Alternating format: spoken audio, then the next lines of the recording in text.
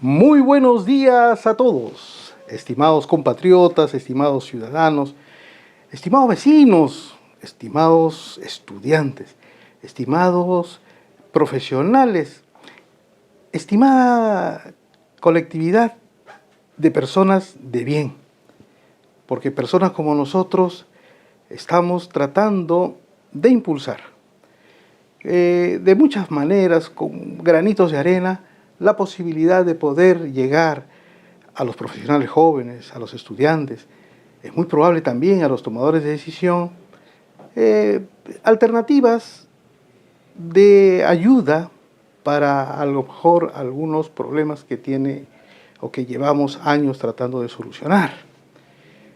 Este canal quiere cumplir ese rol de difusión y siempre nos vamos a esforzar por traer a profesionales de primer nivel, a profesionales que también quieren dar su grano de arena por nuestro país, a profesionales que tienen mucha experiencia y que, digamos, de alguna manera han logrado cumplir un rol ya en la sociedad, porque, bueno, hay muchos que también son jóvenes con pocos años de experiencia, pero también hay profesionales de muy larga data de experiencia y a quienes los acogemos con mucha alegría, porque en este canal con mucha energía, necesitamos enfocar problemas y darles solución desde diversos ángulos multidisciplinarios, ¿no? Multisectoriales, porque realmente respondemos a una historia muy rica, muy multicultural, que nos permite, digamos,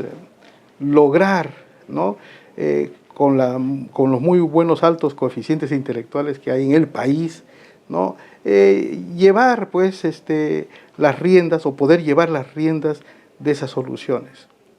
En esta oportunidad, queriendo nuevamente enfocar aspectos de la ingeniería, aspectos energéticos y aspectos tecnológicos que nos permitan vislumbrar qué podemos, digamos, de alguna manera utilizar más en nuestro país desde el punto de vista de fuentes primarias energéticas. Coincidimos, yo creo que muchos, ¿no? Los que nos escuchan, los que han estado acá en esta sala de estudio, que la fuente primaria hidroeléctrica o los recursos hídricos son un valioso recurso con el que contamos en nuestro país. Son 70.000 megavatios de potencial hidroeléctrico que tenemos que utilizarlo, ¿no? No podemos quedarnos solamente en el uso de un 7% o tal vez en el futuro un próximo, tal vez un 8%. A pesar de que hay reacomodos del cambio climático y todos esos temas que los vamos a enfocar hoy, y entonces tenemos que tener a personas calificadas para hablar de estos temas y por eso hemos invitado al ingeniero José García. Él es un digno representante de la Universidad Pontificia, Universidad Católica del Perú. Él es un ingeniero que tiene muchos años de experiencia y ya lo vamos a conocer y vamos a hablar acerca de la importancia de las centrales hidroeléctricas y vamos a ir al detalle, vamos a ver lo que nos queda del tiempo y vamos a explotar ese valioso tiempo para poder ver aspectos específicos de centrales hidroeléctricas. Es algo que también me apasiona. Yo creo que en la audiencia hay muchos que van a tener su corazoncito hidráulico y bueno, sin, digamos, obviamente discriminar ningún otro tipo de tecnología porque siempre todas las tecnologías son importantes. Estimado José, muchas gracias por estar en tu canal con mucha energía. Por favor, las cámaras son para nuestro público. Buenos días, seguidores del canal. Como presentó Roberto, mi nombre es José García. Soy ingeniero mecánico de la Universidad Católica, con 30 años de experiencia ya, toda dedicada al sector hidroeléctrico e industrial, pero básicamente hidroeléctrico. Y vengo a compartir con ustedes algunas experiencias que espero sean de utilidad en su desarrollo profesional y empresarial, ¿no? Bueno, te comento, Roberto, que yo vengo pues de una familia de procedencia norteña. Mis padres ambos vienen del norte. Yo soy limeño de casualidad, como muchos que han pasado por el canal. A mí me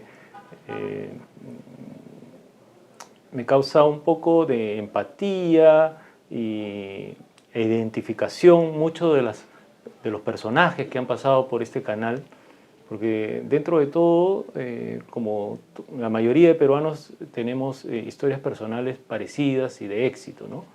Yo también estudié en el Colegio Nacional Jorge Basadre, ¿no? Y como muchos de mi época, ¿no? O sea, soñaba con estudiar la ingeniería.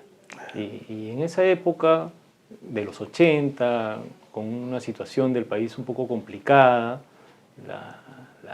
la válvula de escape natural era la uni. Entonces, todos soñábamos con la uni, nos preparábamos en las academias conocidas, ¿no? Claro, la Sigma, la Vallejo, ¿no?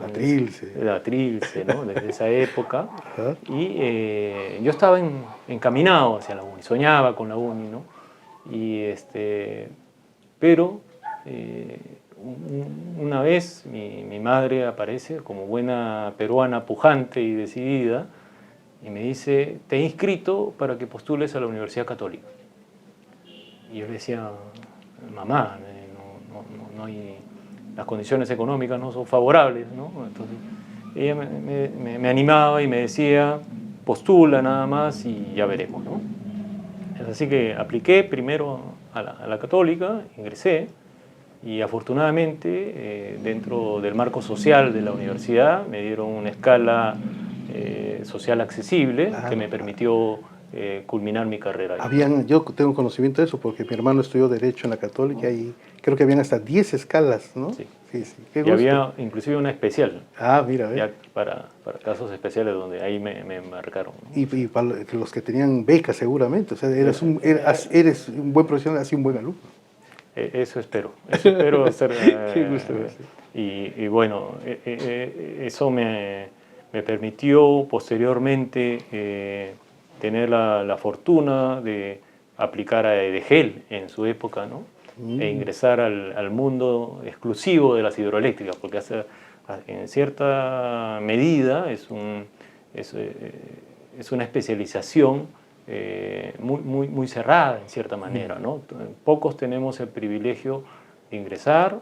Ingresé y encontré, creo que en el momento justo, porque se encontraba en el proceso de privatización y la nueva gerencia de inversionistas extranjeros tuvieron a bien invertir en mí, ¿no? Entonces, eso demuestra que todos debemos pensar en que el capital humano es lo más importante para la gesta de una empresa. Sí, y como te digo, ahí encontré, gracias a Dios, grandes personas, grandes caballeros y grandes profesionales que me ayudaron a crecer en este camino, ¿no? O sea, mención aparte, si lo puedo nombrar, el ingeniero Wilfredo Jara, que también ha sido profesor en la UNI, ¿no? Le gustaba la docencia. Él es de nacionalidad chilena. Él es nacionalidad chilena, él llegó con las nuevas inversiones y junto a un grupo de profesionales nos planteó el reto. Nosotros trabajábamos en el área de ingeniería de mantenimiento, ¿no? Optimizar todo, proyectos de mejora, ¿no? Y nos planteó el reto de instaurar e implementar las mediciones de rendimiento de turbinas. Entonces, antes un poquito, disculpa que te corte, ¿no? La ingeniería, bueno, el mantenimiento que desarrolla EDGEL lo desarrollaba en el taller de Moyopampa. En el taller de Moyopampa. Y ahí la curiosidad me pica, estimado José. O sea, tú también has conocido a nuestro emblemático profesor Reinaldo Villanueva. Reinaldo Villanueva fue mi primer jefe. ¿Ves? Y, qué gusto. Todas estas personalidades, no solo Reinaldo Villanueva, puedo mencionar muchos nombres, grandes amigos, Ronald Antara, que todavía es profesor en la UNI, claro. Y grandes compañeros de la Católica, José Núñez, Carlos Aguilar, que en paz descanse, Elmer Quispe, Rigoberto Novoa, y seguro que se me van a escapar. Has trabajado con Rigoberto también. Con Rigoberto, entonces, grandes personas, grandes personalidades con las cuales mantengo amistad todavía. Juntos afrontamos esos retos que se nos planteaba, ¿no? Y como bien dices, en el taller de Moyopampa pues era toda una escuela, ¿no? Una escuela que provenía de las empresas eléctricas asociadas, donde muchos profesionales suizos vinieron y aportaron y transmitieron conocimiento, hicieron escuela. Ahí había una escuela técnica de mecánica hidráulica, la famosa ETEMI, de donde salieron, fue predecesora pues, de las escuelas técnicas y formaron grandes profesionales que todavía trabajan en las centrales hidroeléctricas. Todavía tengo amigos que están trabajando por ahí. Claro, el detalle técnico es algo que es como una piedra angular para todo el proceso de la industria y sobre todo en la cadena de valor, en la generación, es fundamental. Pues, ¿no? Sí, claro. y como tú dices, tenemos el reto todos, ya se nos está pasando la edad, pero tenemos el reto y la gran visión de tu sueño, por ejemplo, que es el sueño de muchos, de tener una ingeniería propia autosostenible, ¿no? Siempre, obviamente, adquiriendo conocimientos del extranjero, Claro. ¿no? Porque no vamos a ser autodidactas, ¿no? Entonces, siempre apoyándonos en el conocimiento ya adquirido por los demás y desarrollándola en forma independiente, ¿no? Por ejemplo, algo que es muy retador para mí y como país, ¿no? Fuera del contexto de las hidroeléctricas, es que, te cuento una anécdota. Una vez fui a una presentación de la Oficina de Comercio del gobierno austriaco. Y Austria es un país que tiene la 15ª parte en superficie del Perú y la 3ª parte en población. Y ellos, con orgullo, decían, nosotros exportamos más que Argentina, Perú, Chile y Bolivia juntos. Claro. ¿Y en qué se basa ese valor agregado? En conocimiento. Básicamente exportan soluciones tecnológicas y nosotros lamentablemente nos hemos quedado en un estadio de exportar materias primas. Entonces, si tú ves los 4 países, tenemos el granero de Sudamérica, que es Argentina, el primer y segundo productor de cobre del mundo y otros minerales. Entonces, hay que tecnificar el Perú. Claro. Ese es lo único que nos queda como herencia para las grandes generaciones, porque en algún momento las materias primas se acabarán. Ese es un anhelo que muchos, así como tú, como el que habla, lo venimos incluso estudiando desde cuando, digamos, algunos hermanos mayores en alguna oportunidad ya se manifestaron por ello, pero es bien difícil, ¿no? O sea, el establishment, o sea, cómo está ordenado el mundo, hace compleja, porque Argentina lo intentó. Hubo una época también, digamos, algo así dorada desde el primer gobierno de Belaúnde acá en Perú hasta que cuando hubo el gobierno militar, teníamos una cierta industria, pero no pudimos comprender lo importante que eso es para un país. Brasil creo que lo consiguió, ¿no? Digamos, en camino, está encaminando. Y hay que aprender, como tú dices, hay que aprender de esos países, ¿no? Y entonces, estimado José,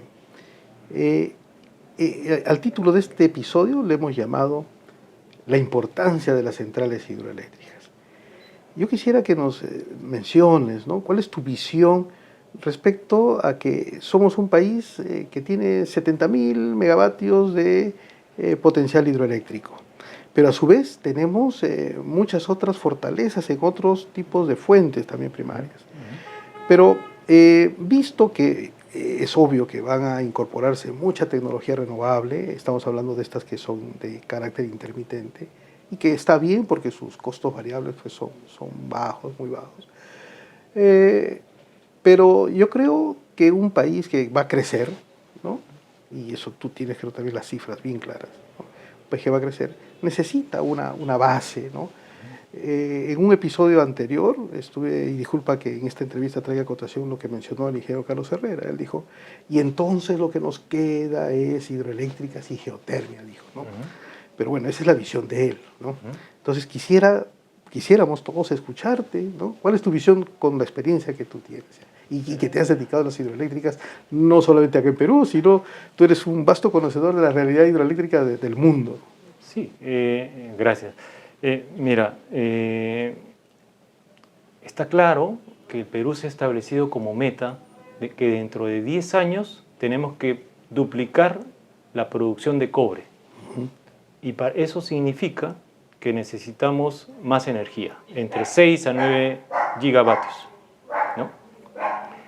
Y también es de conocimiento público que las energías renovables no convencionales se van a dar abasto para cubrir esa demanda en el futuro, aparte del crecimiento del país. Por otra parte, ya se ha admitido de que el gas de camisea tiene entre 10, 12, 15 años más de existencia, lamentablemente, y, por ejemplo, hasta ahora como país no nos ponemos a planificar qué viene después. Entonces, es algo que también, si quieres, un poquito hablas después de la planificación, de lo importante que es la planificación. Lo importante de la planificación. Entonces, ¿qué nos queda? Tenemos, como tú dices, grandes recursos de energías renovables intermitentes. Acá está claro para todos que esas energías son valiosas y colaboran mucho para la transición energética. El objetivo de esas energías no es reemplazar la hidroelectricidad, sino el consumo de combustibles fósiles. Pero creo que a veces perdemos la orientación en el camino, ¿no? Entonces, es lógico que los inversionistas quieran retornos rápidos, ¿no? Y que la hidroelectricidad requiere un poquito más de paciencia, ¿no?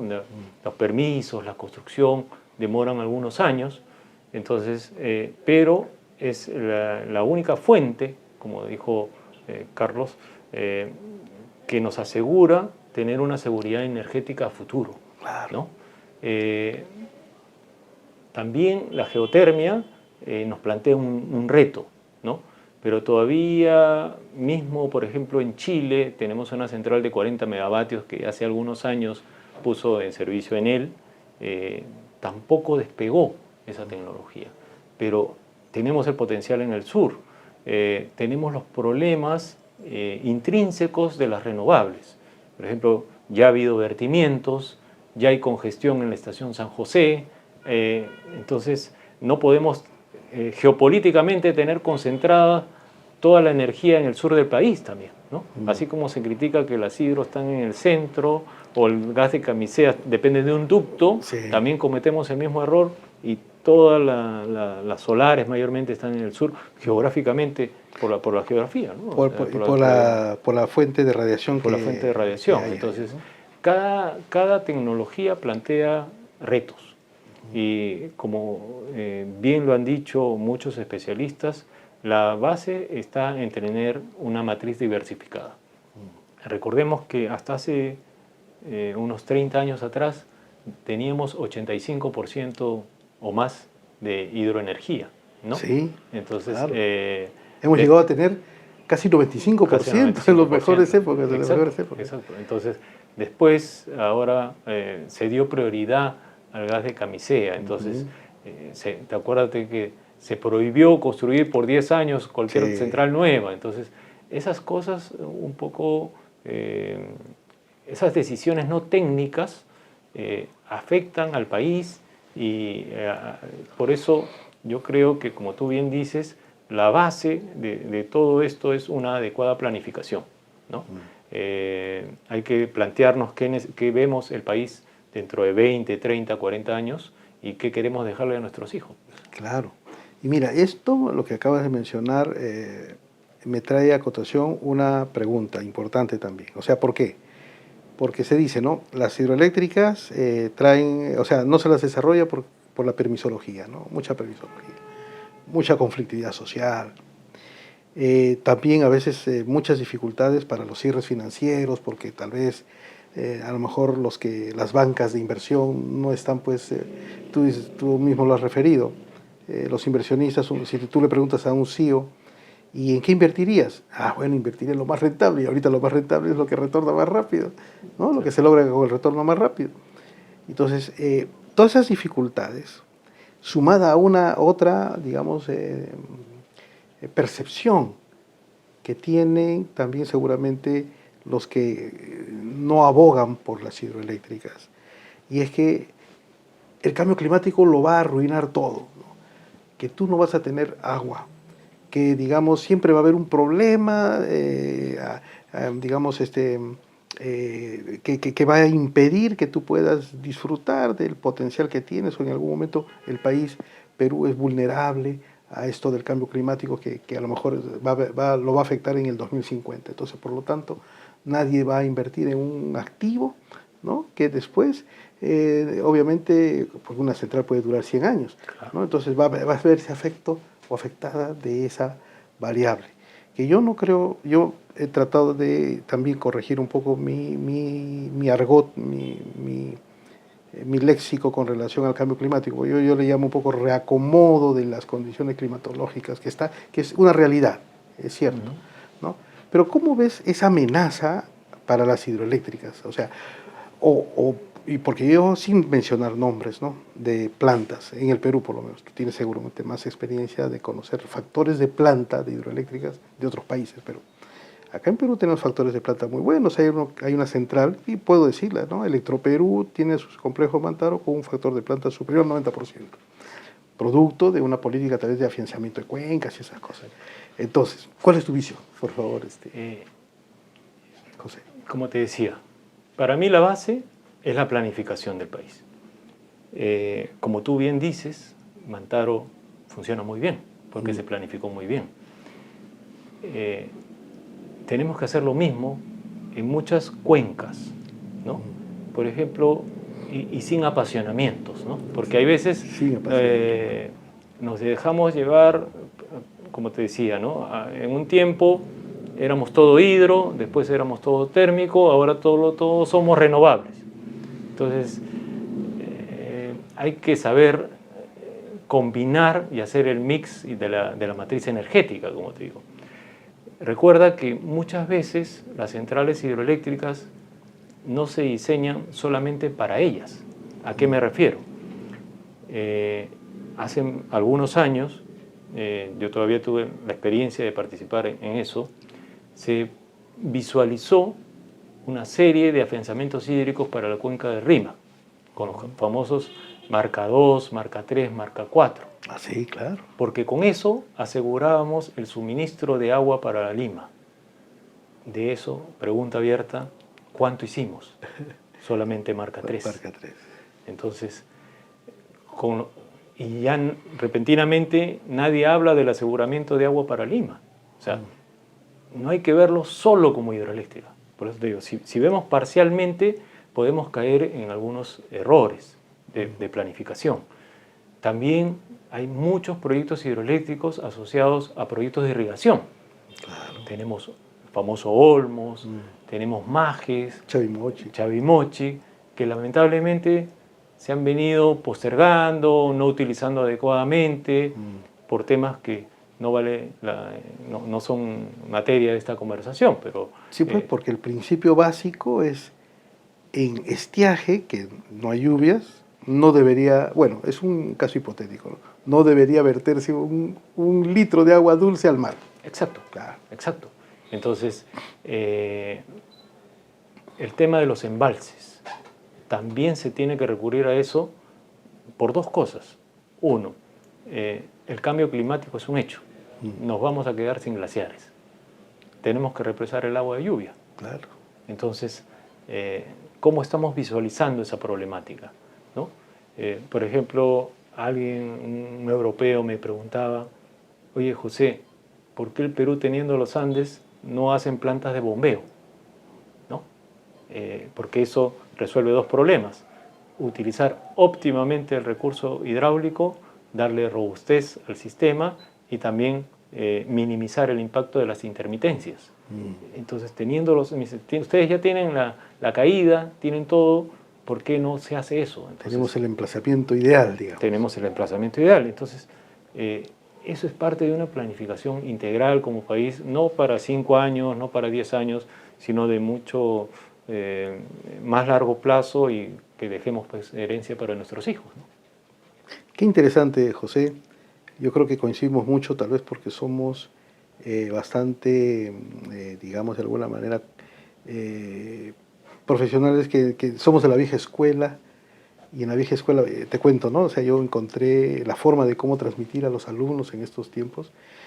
Muchos de mi generación somos de la vieja escuela, porque en la vieja escuela los fluidos hacían mover los rodetes, los motores primos, y eso pues impulsa al generador. Ahora en la nueva escuela hay mucha disciplina, digamos, ya no de transformación de la energía a partir de la cinética, sino a partir de la química, ¿no? Entonces la nueva escuela.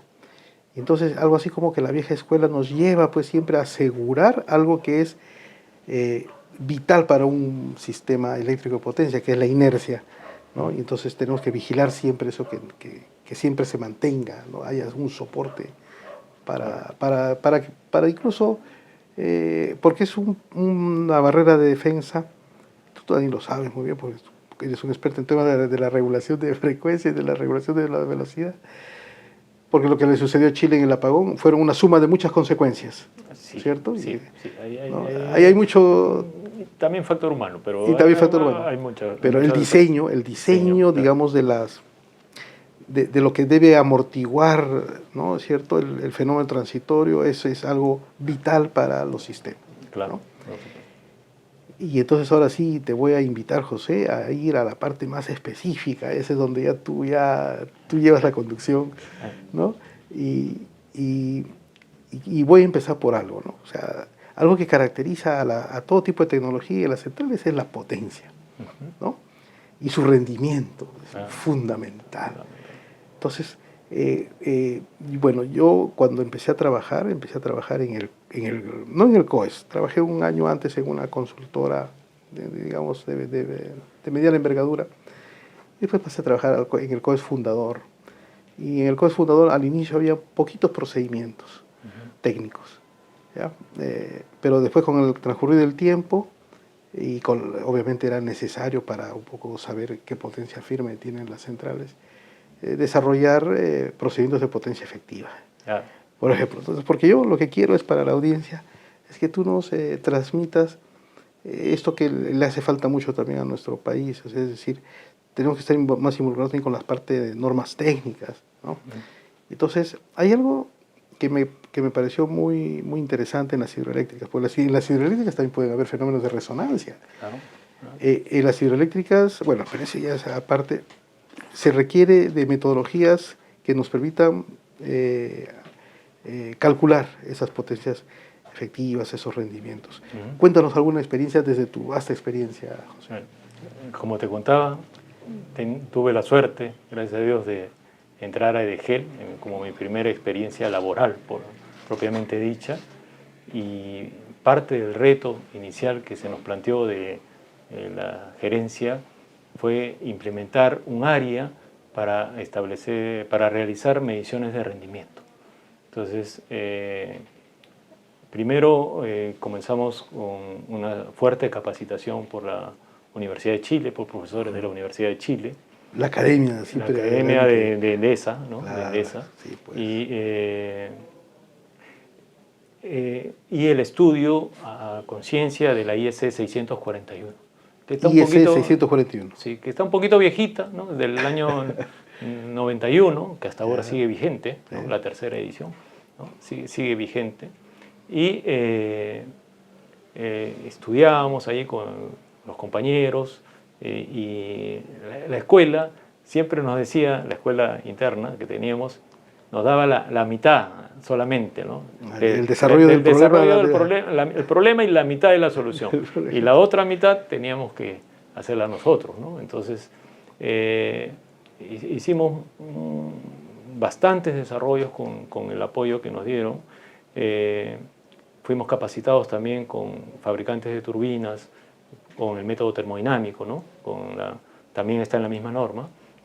Y implementamos una serie de mediciones en toda la cuenca del Rímac, ¿no?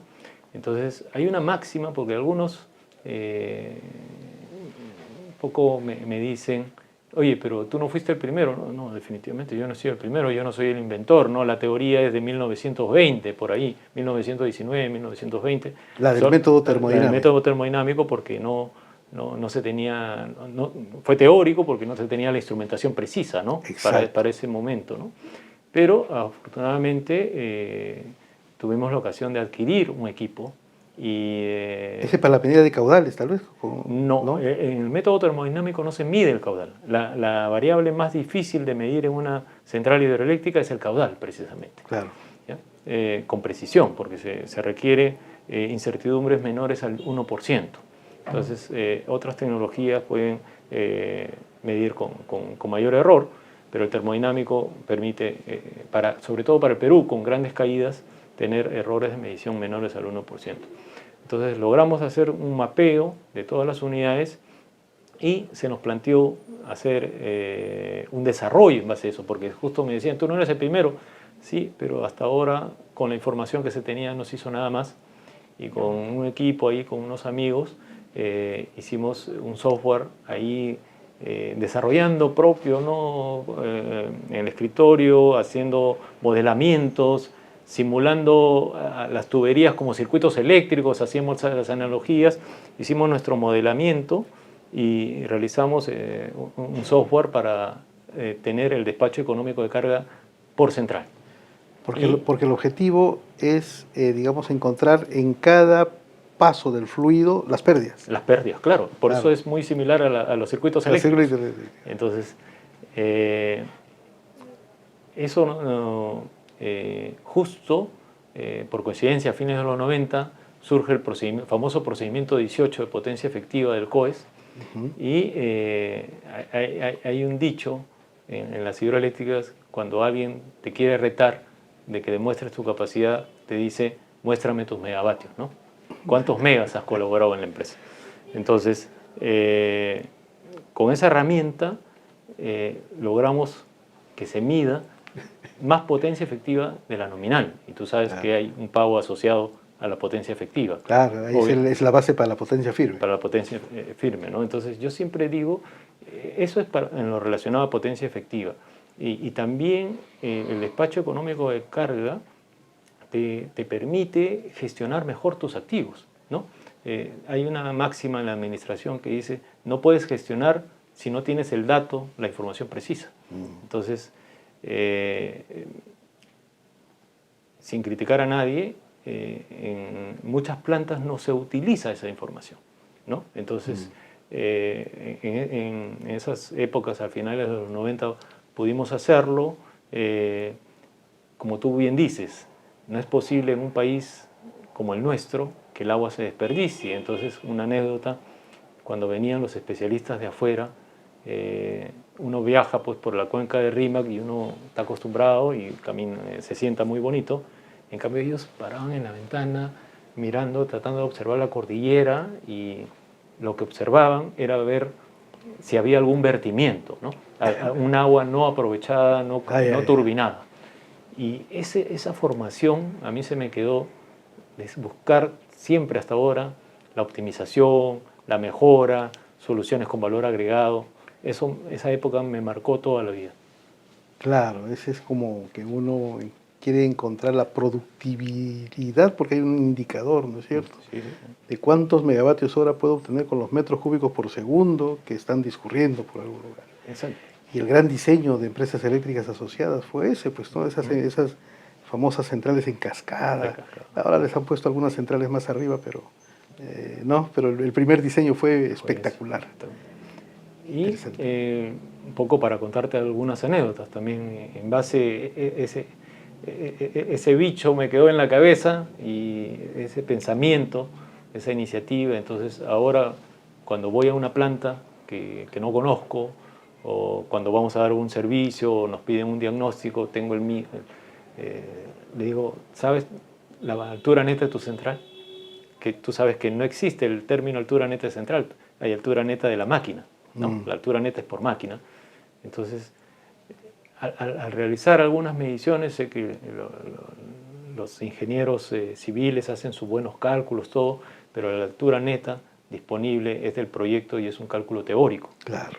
Pero en el trajín que me ha permitido el Señor, he encontrado centrales con alturas superiores a las nominales. Entonces, eso sin merecerlo, me permitió ganar megavatios, porque la potencia es Q por H, ¿no? Si claro. tienes más H, para un mismo Q, obviamente tienes más megavatios, ¿no? Qué bien. Entonces, qué bien. Eso ya me ha pasado unas 3 veces, por lo menos, en centrales relativamente nuevas, ¿no? Una consulta. ¿Y cómo vamos con relación a otros países? O sea, en relación, por ejemplo, ahora un poco más a aspectos de gestión de activos. Cuando uno a veces ve el mapa de Sudamérica, ¿no?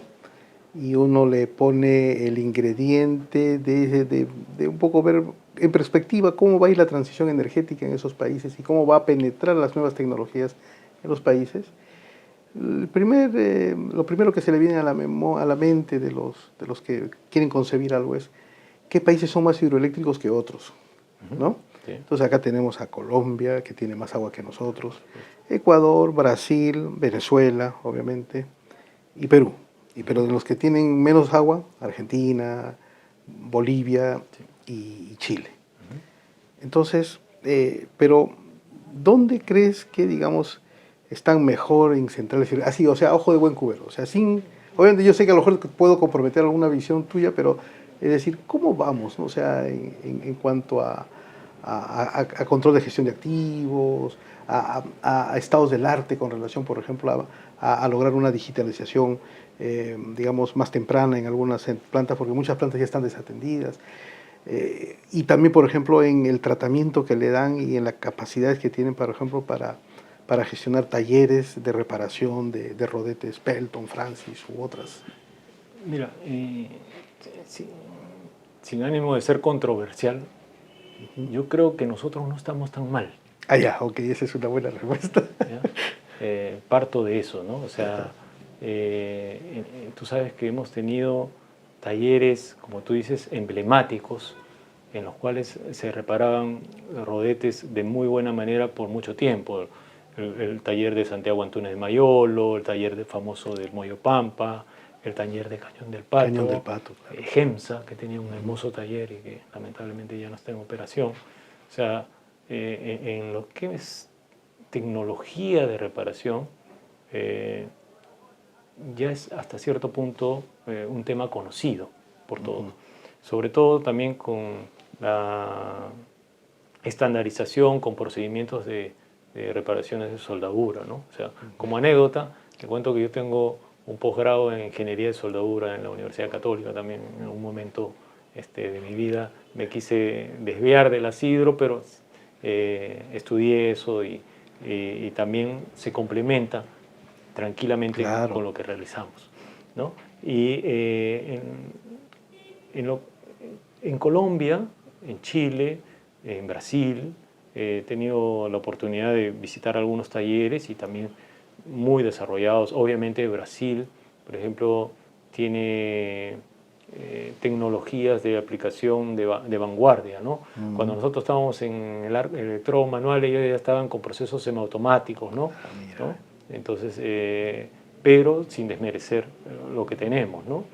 En temas de digitalización, te comento una anécdota. En la empresa que actualmente laboro,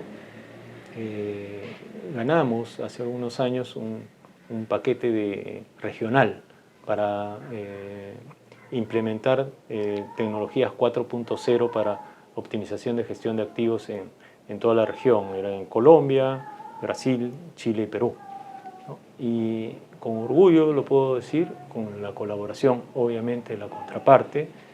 Perú fue el primer país en ese paquete regional que instauramos y logramos implementar esa solución, ¿no? En algunas centrales. Entonces, obviamente, como te digo, yo soy muy defensor de la capacidad de los ingenieros peruanos. Tenemos mucha inventiva, mucha solución, mucho compromiso, mucha dedicación, ¿no? Nos ponemos mucho la camiseta, especialmente, hablo específicamente de los profesionales que están en el sector, ¿no? Nuestros ríos, porque tenemos de todo, ¿no? Tenemos ríos que vienen de alturas superiores a los 3.000 metros, donde el agua prácticamente es limpia, ¿no? Y hay centrales ubicadas allí, pero también tenemos en nuestra cordillera esta zona en la cual debajo de los 3.000 metros y hasta abajo hay mucha sedimentación. Bueno, por teoría sabemos, las Francis son bastante delicadas con relación al asfalto, pero de todas maneras, ¿cómo es el desempeño de nuestros rodetes a nivel, para no comprometer a alguna en particular, a alguien en particular, sino está dentro de lo normal o digamos, ¿qué nos puedes mencionar? En el Perú desde los 90, la segunda mitad de los 90, ya se aplican algunas soluciones de protección antidesgaste en diferentes componentes de turbina, tanto puntas de aguja, boquillas, interiores de tobera, también en componentes Francis, que tú bien dices, son bastante sometidos a desgaste, ¿no? Tanto rodete, las placas de desgaste, los álabes directrices, ya se aplican.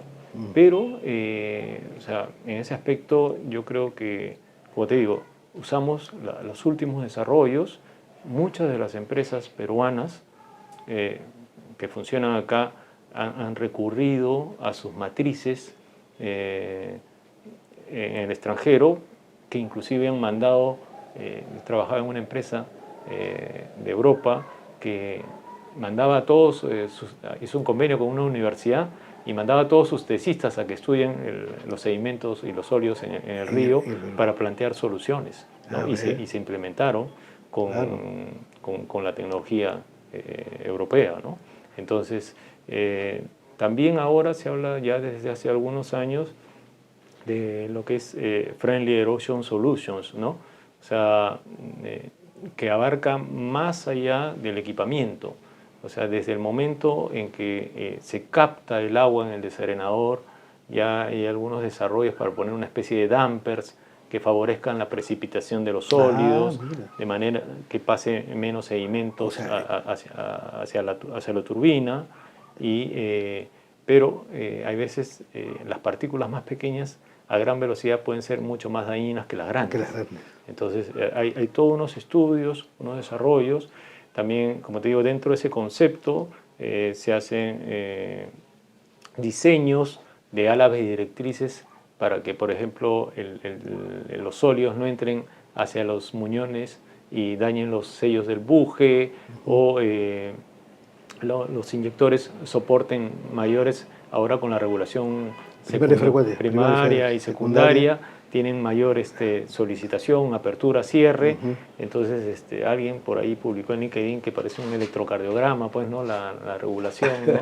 ¿Cómo se... No tenemos nuestro país no es tan grande todavía. Tan grande. Entonces, por lo tanto, siempre hay fluctuaciones. Muchas fluctuaciones. Entonces, eso somete a desgaste las piezas en los inyectores. Y obviamente, por ejemplo, tenemos rodetes Pelton con Robust Design, que llamamos Robust Design, que, como ustedes saben, por ejemplo, la eficiencia y la producción de una turbina Pelton está asociada a los ángulos de entrada y salida, y de repente, o sea, lo ideal es tener un ángulo de entrada muy agudo.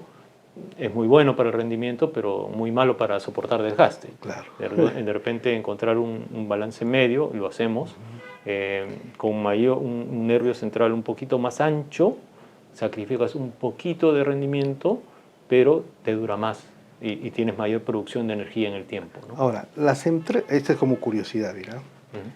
Las centrales, obviamente, digamos, tienen un proyecto, un perfil de proyecto, tienen su potencia, tienen su altura neta, que al final tú dices que no es la altura, obviamente, real después, que se puede corroborar que puede hacer otra. Exacto. Y muchas otras cosas. Pero vienen concebidas ya con un diseño de rodete. Sí, no. Sí, no. A ver, mira, la curiosidad, ¿ya? ¿Por qué? Porque llega con un diseño de rodete, imagínate, voy a decir un nombre de una central relativamente nueva, por ejemplo, Chévez, ¿no? Está nuevo. O cuando entre Sangabán 3, por ejemplo, ¿no? Va a llegar con un paquete de rodetes, ¿no? Ahora tú dices, sí, no, ahora nos puedes explicar por qué sí, ¿no? Entonces, en el transcurso del tiempo y con la data que pueda existir, van habiendo pruebas y error, ¿eso es así? Y después van cambiando los títulos, o sea, los dueños de estas centrales comienzan a cambiar de rodetes, o ya llegan con un diseño casi preestablecido y hacen después ajustes básicos. ¿Cómo es? Ahí tengo varias anécdotas. Pero yo creo que es una pregunta interesantísima. Sí, interesantísima, sí. Normalmente, para centrales grandes, de gran potencia, de mediana y gran potencia, se hace un desarrollo específico. Ya. Y el diseño y la ingeniería es dedicado y se selecciona en la curva de colina de acuerdo a los recursos hidráulicos y de altura y geográficos. Se selecciona la turbina más apropiada para esa instalación. Entonces, allí normalmente cambios en el tiempo de diseños están más asociados a cambios tecnológicos de la ingeniería, ¿no? Solo quiero interrumpirte, ¿no? Para los que van a ser mis alumnos en este ciclo, la curva de colina la vamos a estudiar. Exacto, la famosa curva de colina. La famosa curva de colina. Exacto. Sí, gracias. Ahí en realidad es una montaña, ¿no? Sí, es una montaña, es un 3D, tienes el Q, el H y la potencia, ¿no? Entonces, para grandes centrales se selecciona específicamente para esas condiciones de la instalación. ¿Se pueden hacer mejoras en el tiempo? Se pueden hacer, claro, pero dependiendo de la problemática que uno detecte, ¿no?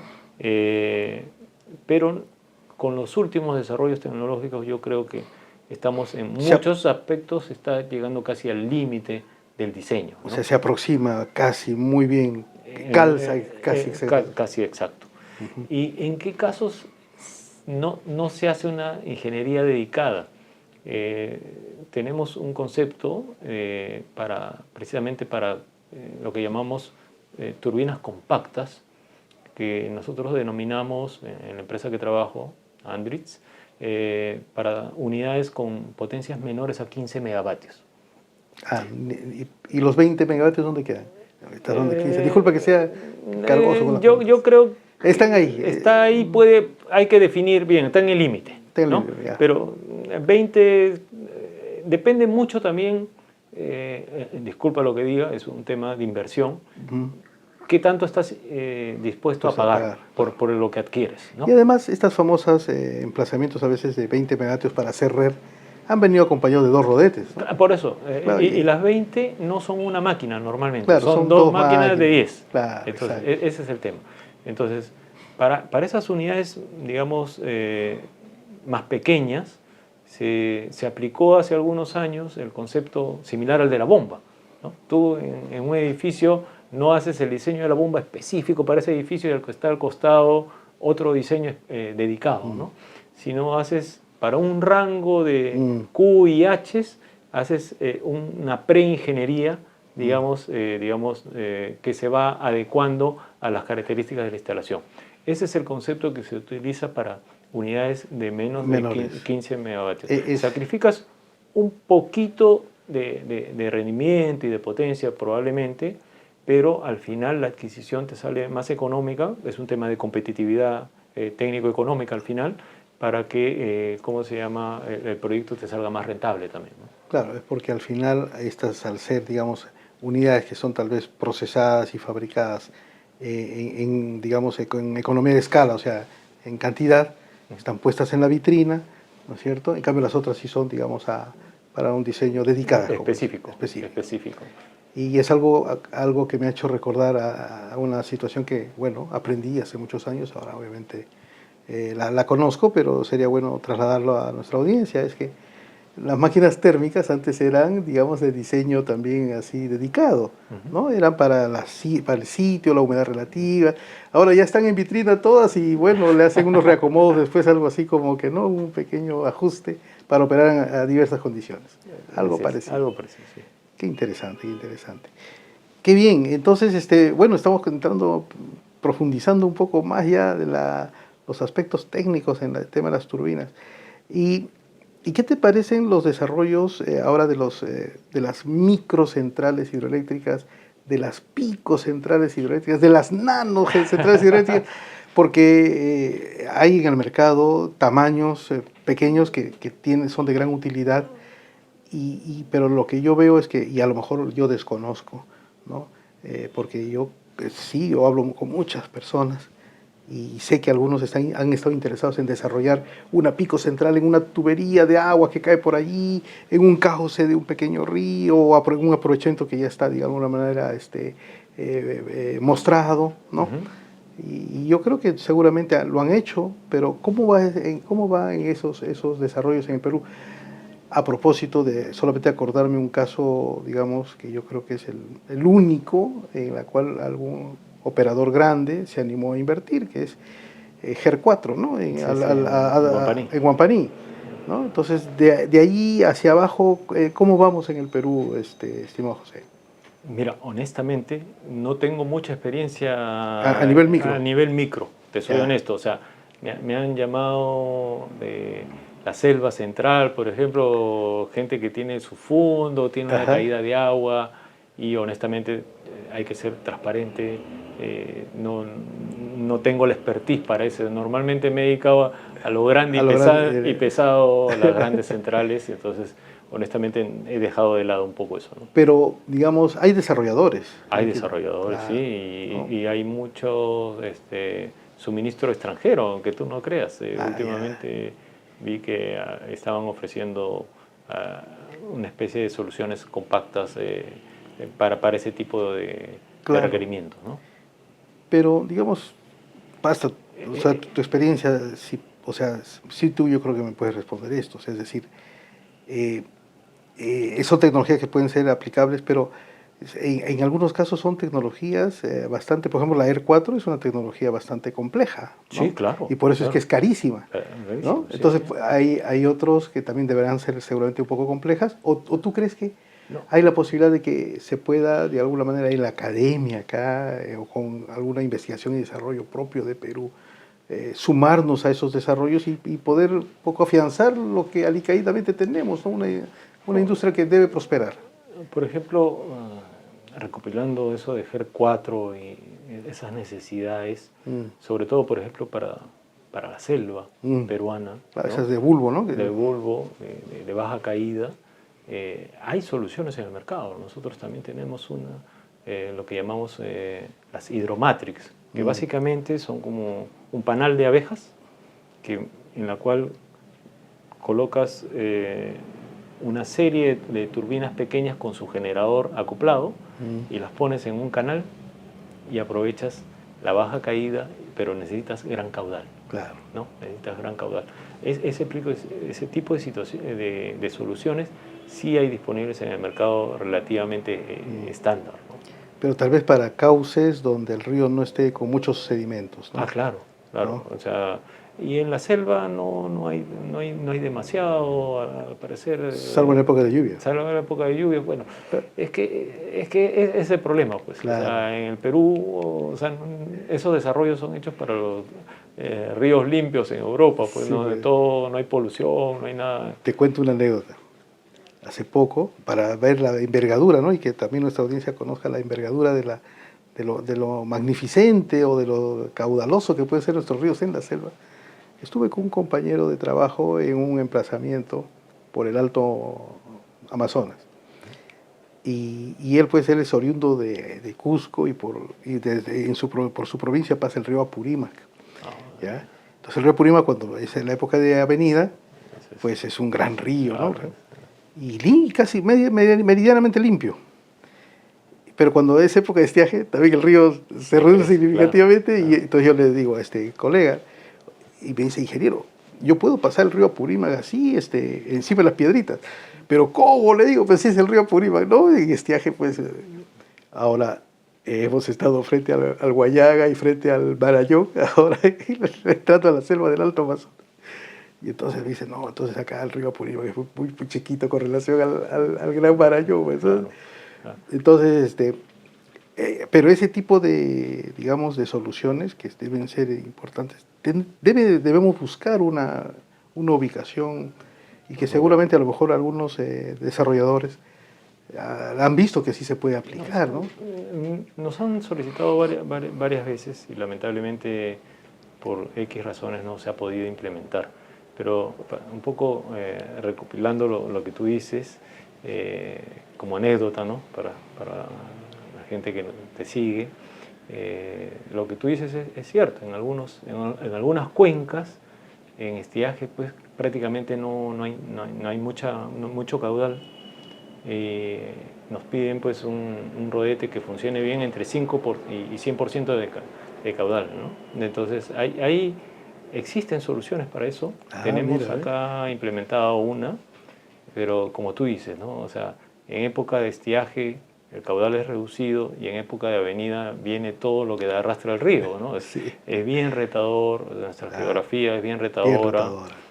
Como te digo, las personas que estamos involucradas en el negocio hidroeléctrico no es fácil, los caminos de nuestro país no es fácil. En mi espalda se conocen muy bien los caminos de Perú, ¿no? La variación de alturas que uno tiene que subir y bajar es increíble. Antes no había, bueno, ahora por el momento no está, pero antes no había el aeropuerto de Jauja, ¿no? Entonces hay veces yo he hecho, no sé, iba y venía todas las semanas hasta Mantaro, 12, 14 horas de viaje, con carretera firmada. Es retador y hay que reconocer la gran labor que hace el personal que labora en esos sitios, ¿no? Claro. Pues claro, y asociado a esa central de generación hay toda una infraestructura conexa y además hay líneas de transmisión que Exacto. tienen, digamos, o sea, la importancia de llevar esos bloques de energía a la red. Y sí, pues hay mucha experiencia en esas zonas alejadas, ¿no? O sea, y claro, vengan a nuestro saludo a aquellos ingenieros, ¿no? Y personal técnico que están ahí bregando día a día para que todo esto funcione, Exacto. ¿no? Y un detalle en los aspectos, digamos, de mantenimiento. O sea, hay así como por ejemplo decimos, hemos entrado a la versión, digamos, versión .2 de la distribución, versión 2.1 de la tecnología de información tal X. ¿Estamos en alguna versión así, de alguna manera, con número, dedicada a algún aspecto de las hidroeléctricas, desde el punto de vista de mantenimiento, de diseño?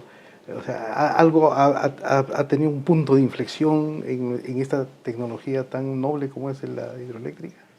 Mira, últimamente en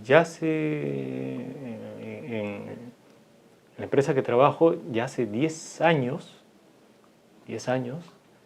se inició el desarrollo de las aplicaciones de tecnologías 4.0 para optimizar la operación y mantenimiento de centrales. ¿Qué significa eso?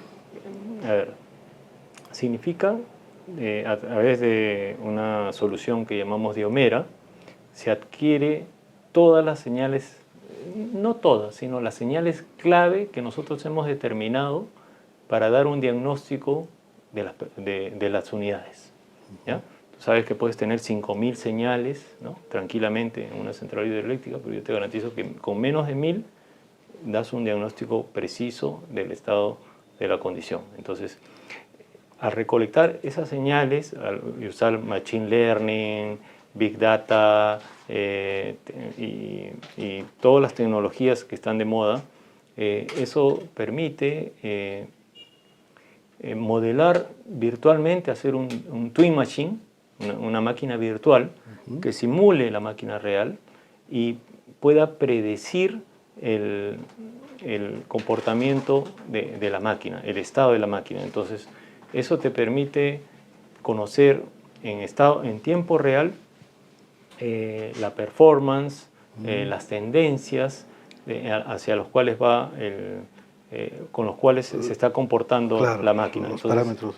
entonces es el sueño de muchos de nosotros cuando llevamos mantenimiento correctivo, Claro. preventivo, predictivo. Uno ya no va con su tablero a anotar. Ya está y en el Perú lo hemos implementado ya desde el año 2019 en la generadora más importante del Perú. Está totalmente implementada y eso te permite realizar, al conocer la condición en tiempo real de tu máquina, te permite programar adecuadamente los mantenimientos, disminuir lucro cesante, optimizar la rotación de repuestos. Entonces, Ese es el sueño de todo ingeniero mantenedor, ¿no? O sea, ya es posible, tenemos esa solución implementada al menos teníamos en 3 empresas, actualmente en 2, por un tema coyuntural, pero está en total vigencia, y eso complementado con las técnicas tradicionales, ya se vuelven tradicionales, los análisis causa-raíz, el RCM, analizar modos de falla, todo eso ya te da, te da 3 valores. Lo que llamamos los KPIs, los de performance, cómo está tu máquina actual, ¿no? Los KDIs, los de diagnóstico, y los KTIs, que son los trends, las tendencias, ¿no? Y eso permite sugerir, porque tenemos un Twin Machine, un centro de control en Europa, que permite sugerir algunas mejoras para optimizar el mantenimiento de esa planta, y existe ya el desarrollo para que toda esa tecnología esté asociado a un software de mantenimiento como el Máximo, que ese es el mundo ideal, ¿no? Agarra todo ese análisis de condición, interactúa con el Máximo y te manda alertas y te genera las órdenes de trabajo sobre lo que tienes que intervenir. Entonces ya casi nos quedamos sin trabajo. Casi automatizado. Casi todo. Automatizado todo, ¿no? Y por otra parte, ahí tienes controlado todo lo que es lo relacionado al mantenimiento, y por otra parte hay otros módulos que han implementado en tiempo real también lo que hemos venido hablando previamente, el famoso despacho económico de carga, con las restricciones de la red o de la hidrología, y con eso optimizas la operación. Entonces, es la solución soñada por muchos, ¿no? Ahí a lo mejor me sorprendes y me dices también que el área comercial mete su cuchara ahí. No, ahí dentro del área comercial. Todavía no. Todavía no. Porque tú sabes que el área comercial dice, no, te cuidado por ahí, no. Ya, bueno, pero eso ya no lo vamos a hablar ahora en pantalla. No. Qué gusto. Interesante. Entonces, esto trae a cotación una pregunta fundamental. Y yo lo que te voy a pedir, estimado José, es que vayas preparando ya ahorita una reflexión final, porque ya estamos a punto de cerrar el episodio por los temas de tiempo. Pero como te decía, hay muchas cosas que conversar. Espero que no sea esta la primera ni última vez, obviamente, para continuar en un episodio 2 hablando más de centrales hidroeléctricas. Pero en la historia, pues, de las hidroeléctricas en el Perú, que es vasta, pues, ¿no? Desde el siglo XIX, 1800, tal vez 90, 1892, creo, por ahí empezamos, con unas centrales que algunas ya han cumplido 120 años, están por esos yo sé, ¿no? Esas centrales de acá que eran antes que están en la región central. Hay algunas también que son bastante antiguas allá en Chilina. Y hay otras pequeñas, digamos que están algunas, por ejemplo, con mucho equipamiento antiguo. Hay algunas que incluso está solamente el emplazamiento de obras civiles, ya no hay nada electromecánico. ¿Qué hace caro, digamos, repotenciar este tipo de plantas, darles una nueva vida a esto? Bueno, a lo mejor estoy equivocado y he empezado hablando de algo, de un sesgo, ¿no? De que lo hace caro, pero porque si fuera negocio ya muchos privados a lo mejor hubiesen estado interesados en esa repotenciación. O a lo mejor estoy equivocado y estoy siendo muy tal vez drástico en esa apreciación. Mira, de los casos que conozco, tú has tocado un tema muy interesante que después de esta respuesta quisiera complementar. Claro. De los casos que conozco, o sea, por ejemplo, de centrales que tienen más de 100 años, yo creo que es más un tema de decisión, porque, por ejemplo, tenemos varios ejemplos. Charcani 2 operó casi hasta los 100 años, ¿no? Pero tú sabes lo que significa en estos momentos un proyecto hidroeléctrico en una empresa estatal. No es viable. Sí, ¿no? es bien complicado los permisos. Exacto. Y por otra parte, el otro caso que conozco y que está en operación todavía, emblemático, y un poco que refuta tu idea, es La Oroya. Oroya. Tiene más y está totalmente operativa. Pachachaca también está. Pachachaca también. Oroya, Pachachaca, las dos. Sí, Pachachaca, sí, pues ya tiene más de 100. Claro, sí, por 2 sí, años creo que sí, sí, algo así. Sí, Pachachaca. Y yo me acuerdo todavía, Pachachaca encuentras unas cucharas que parecen, parece tu cuchara, pues, ¿no? O sea, sin ningún, no hay ángulo de ataque, nada, pero es muy... de bronce. De ¿no? bronce, diseños muy antiguos, pero muy fieles esas centrales, Claro. funcionan muy bien y ahí están operando. Y como te digo, yo siempre reconozco, porque he traído personas del extranjero, cuando ven, por ejemplo, Charcani 1, que también tiene más de 100, y ven un tablero de control de mármol, ¿no? Se toman fotos, es algo pues que ellos lo ven solo en los museos. Claro. Y acá, con el esfuerzo de los profesionales peruanos, están operativos. Están operativos. Te cuento, hace más una infidencia, espero que mis amigos de StatCraft no se enojen. No creo. Es la academia, estamos acá en la academia.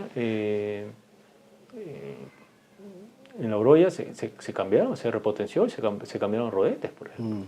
O sea, y con éxito, ya más de 10 años atrás. Entonces, sí se invierte, contrariamente a lo que de repente la percepción uno ve de afuera que no se están invirtiendo, sí invierte y sí es rentable. Las tuberías, todo eso se han repotenciado, ¿no? Por eso es que se hice la aclaración, ¿no? A lo mejor estoy siendo muy drástico, muy sesgado en esa apreciación. Sí, por eso te digo, sí se invierte, se mantiene, hay un gran esfuerzo de los profesionales, como te digo, para mantener, es un reto. Tú traes gente de afuera y se rasga las vestiduras cómo eso está funcionando, y funcionando bien, funcionando bien. O sea, o sea, para mí puede ser de repente en algunos casos que no corresponden al sector privado, de repente pertenecen a un gobierno regional, ¿no? Que desconozco por qué está funcionando o no, ¿no? Claro. Y lo que yo quería hacerte una reflexión dentro del tema de las hidroeléctricas, de las tecnologías, decir, dentro de esta planificación energética, hay una variable que no la hemos conversado, que es que muchas de nuestras grandes centrales ya pasaron lo que llamamos la vida útil. Como tú bien mencionas, tenemos casos emblemáticos que han funcionado más de 100 años en el Perú. Pero en promedio, la mayoría de las que pertenecieron al Estado ya tienen más de 50 en promedio. Claro. Entonces, fueron pues de los 80, 70 y tantos. 70 y tantos, sí, 70 y tantos, 72, claro. por ahí, ¿no? O sea, son máquinas espectaculares, ¿no? O sea, tú entras a Winco, parece que estuvieras entrando a una instalación militar secreta, ¿no? Claro. O sea, eso para mí me marcó la vida, o Mantaro, ¿no? Claro. Entonces, eso también debería entrar como una variable en nuestra planificación como país.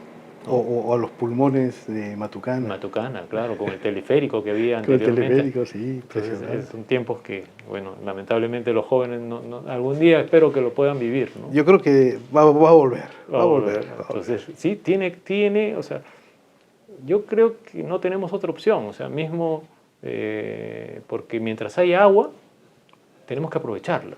El día que decidamos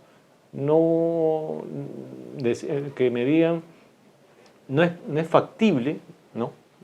Técnicamente hacer una central hidroeléctrica es porque no vamos a tener agua y ahí ya estaremos pues en nuestros últimos días, pero mientras tanto yo creo que hay un gran potencial, hay un gran reto para que los jóvenes puedan seguir desarrollándose en este mundo bonito de la energía en general.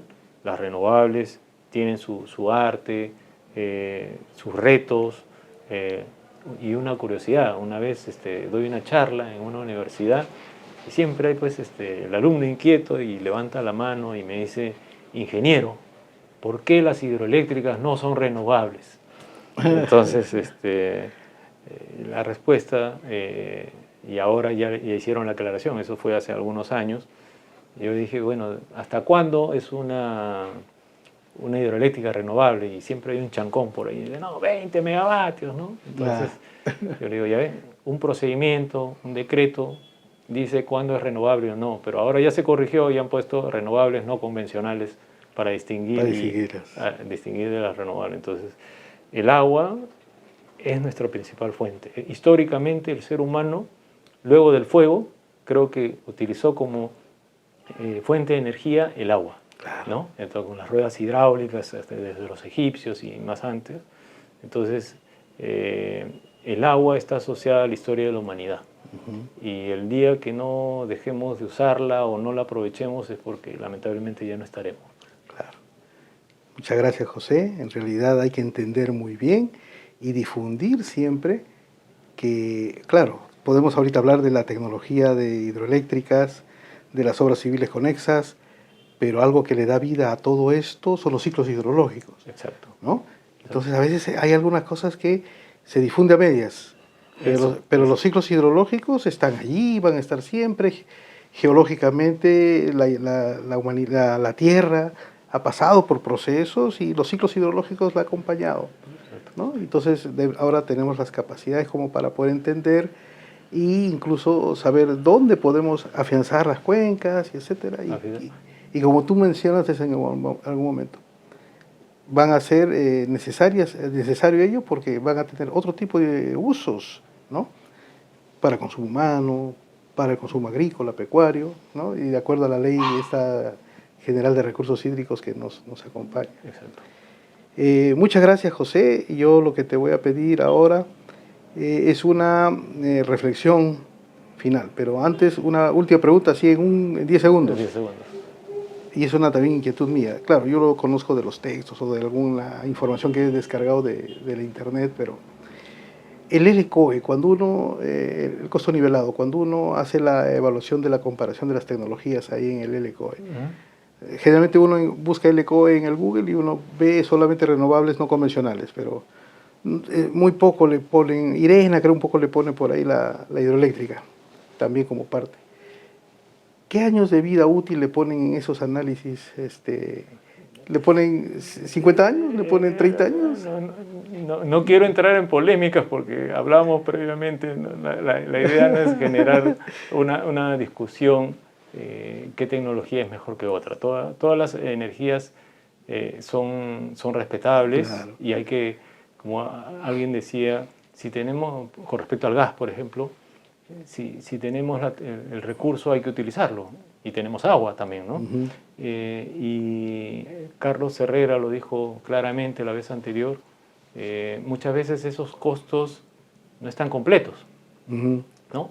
Claro. Porque ponen el costo asociado a la tecnología, pero por ejemplo, tenemos, me pasé los 10 segundos, pero así, no te preocupes.